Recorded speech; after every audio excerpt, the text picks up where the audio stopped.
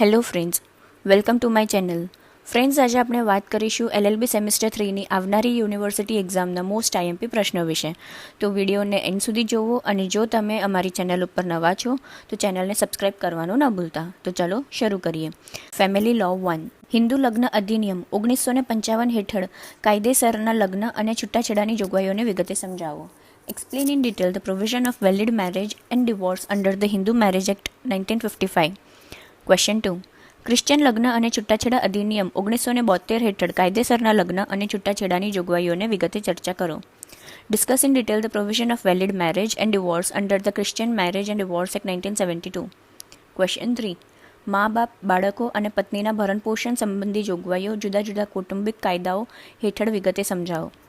Explain in detail the provision of the maintenance of parents, wife and children under the various family laws. Question 4. Hindu લગ્ન ધારા 1955 હેઠળ વ્યર્થ અને વ્યર્થનીય લગ્ન સંબંધી જોગવાઈઓ સમજાવો. Explain the provision relating to void and voidable marriages under the Hindu Marriage Act 1955. Question 5. મુસ્લિમ કાયદા હેઠળ તલાકના વિવિધ પ્રકારો કેસ લો સહિત વિગતે સમજાવો. Explain in detail various kinds of talaq under the Muslim law with case laws. Question 6. કૌટુંબિક કાયદાઓના ખ્યાલો સમજાવો તથા તેના સ્વરૂપ અને વિકાસની વિગતે ચર્ચા કરો. Explain in detail the concepts of family laws and state its nature and development. Question 7. ટૂંક નોંધ લખો. Write short notes. A. Family કોર્ટની સત્તાઓ અને હકુમત. Power and jurisdiction of family court. B. Mohammad Ahmad Khan વિરુદ્ધ શબાનો બેગમ. C.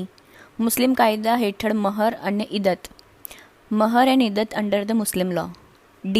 હિન્દુ કાયદાની શાખાઓ અને પેટા શાખાઓ. Branches and sub branches of Hindu law.